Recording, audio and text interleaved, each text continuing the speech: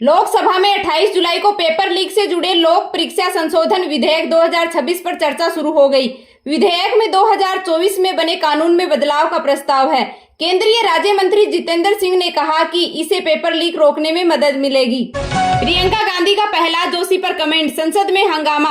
28 जुलाई को लोकसभा कार्यवाही के दौरान प्रियंका गांधी ने सरकार से सवाल किया कि छात्रों पर लाठीचार्ज और पेलेट गन चलाने का अधिकार किसने दिया। उन्होंने कहा कि एक ऐसे व्यक्ति को शिक्षा मंत्री बनाया जिसने गर्भवती महिला के बलात्कारियों की रिहाई पर सहमति व्यक्त की। किरेन रिजिजू, निशिकांत दुबे और जोशी ने विरोध किया और कहा कि पहले प्रियंका इस बात का सबूत दे और माफी मांगे। प्रियंका गांधी ने कहा कि जोशी जी ने बिलिकस बानो के बलात्कारियों पर बयान दिया था, उसका प्रमाण मैं भेज दूंगी। दिल्ली हाईकोर्ट ने पेटीएम पेमेंट्स बैंक लिमिटेड को पूरी तरह से बंद करने का आदेश दिया है। आरबीआई ने मंगलवार को इस कानूनी फैसले की जानकारी दी। इससे पहले आरबीआई ने लगातार नियमों का पालन न करने की वजह से अप्रैल 2026 में पेटीएम पेमेंट्स बैंक का बैंकिंग लाइसेंस रद्द कर दिया था। प्रधानमंत्री नरेंद्र मोदी का फेसबुक से हटाया गया वीडियो मेटा ने दोबारा रीस्टोर कर दिया। कंपनी ने कहा कि तकनीकी गड़बड़ी की वजह से वीडियो गलती से हट गया था।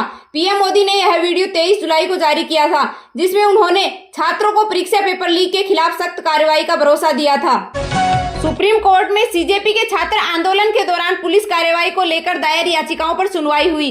कोर्ट ने कहा कि नाबालिग प्रदर्शनकारियों को तुरंत रिहा करें। छात्रों का प्रदर्शन पूरी तरह शांतिपूर्ण था और प्रदर्शन करना उनका संवैधानिक अधिकार है। कोर्ट ने कहा कि जरूरत से ज्यादा बल प्रयोग करने वालों पर कार्यवाही हो।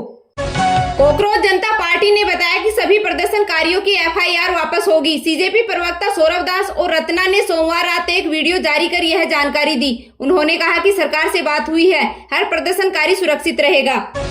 दिल्ली पुलिस का दावा है कि कोकरोच जनता पार्टी के प्रदर्शन में हत्या के 101 आरोपी शामिल हुए थे। इस प्रदर्शन में आए 2873 लोगों का आपराधिक रिकॉर्ड मिला है, जिसमें से 989 लोगों पर गंभीर मामले हैं। इसकी पहचान फेशियल रिग्रेशन सिस्टम FRS और अन्य तकनीकी माध्यमों से की गई। जापान के दक्षिणी कुमामोटो प्रांत में मंगलवार को 6.8 तीव्रता का शक्तिशाली भूकंप आया। तेज झटकों के बाद काशिमा शहर स्थित एक शॉपिंग मॉल की दूसरी मंजिल ढह गई, जिसमें 50 से ज्यादा लोगों के मलबे में फंसे होने की आशंका है। 1.5 लाख लोगों को सुरक्षित स्थानों पर पहुंचाया गया। देश के कई राज्यों में भारी बारिश आफत बन गई। हिमाचल प्रदेश के चंबा में हुई मूसलाधार बारिश के बाद पानी के साथ आए पत्थरों और मलबे का सैलाब घरों और दुकानों में घुस गया। उत्तराखंड में मंगलवार सुबह चमोली, हिटरी, उत्तरकाशी और रुद्रप्रयाग में लैंडस्लाइड हुई।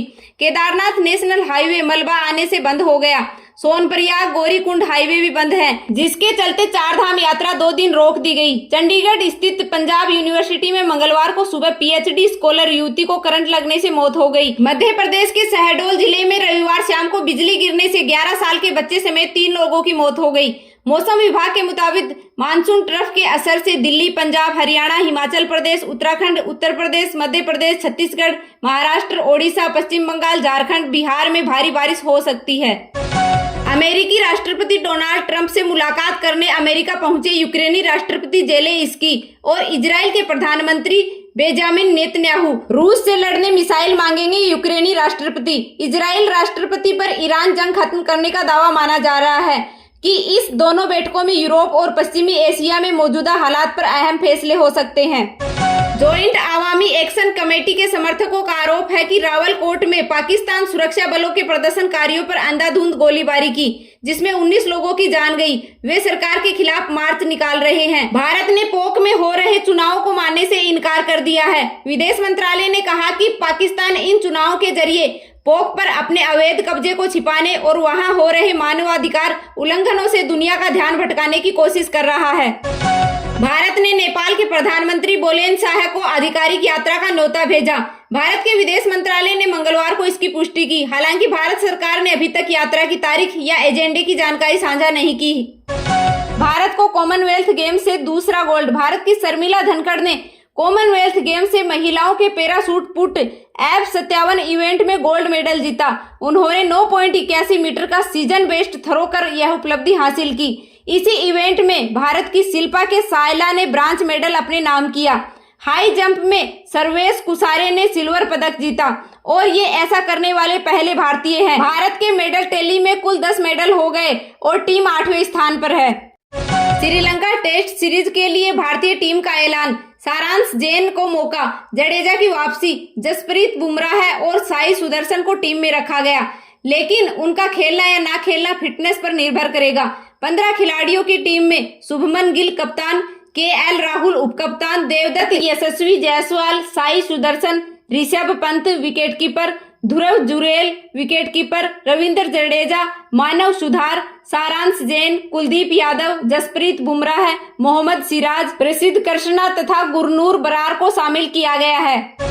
भारतीय क्रिकेट टीम के असिस्टेंट कोच रेयान टेन डोसेट ने इस्तीफा दे दिया। उन्होंने इंग्लैंड दौरे के दौरान बीसीसीआई को अपने फैसले की जानकारी दे दी। अब आईपीएल टीम कोलकाता से जुड़ेंगे। केंद्र सरकार ने देश भर में चीनी की कीमतों को कंट्रोल रखने के लिए बड़ा कदम उठाया है। सरकार ने आदेश जारी कर चीनी व्यापारियों के लिए अधिकतम 30 दिन के लिए स्टॉक लिमिट और 4000 क्विंटल की होल्डिंग लिमिट तय कर दी है। यह आदेश 1 अगस्त 2026 से लागू होगा और 30 नवंबर 2026 तक प्रभावी रहेगा। आज सोने व चांदी की कीमतों में गिरावट। 24 कैरेट सोने के भाव 1,42,559 रुपए प्रति 10 ग्राम है, जबकि 22 कैरेट सोने की कीमत 1,30,584 रुपए प्रति 10 ग्राम है। वही चांदी 6,543 रुपए सस्ती हुई। चांदी के भाव 2,18,000 रुपए प्रति किलोग्राम है।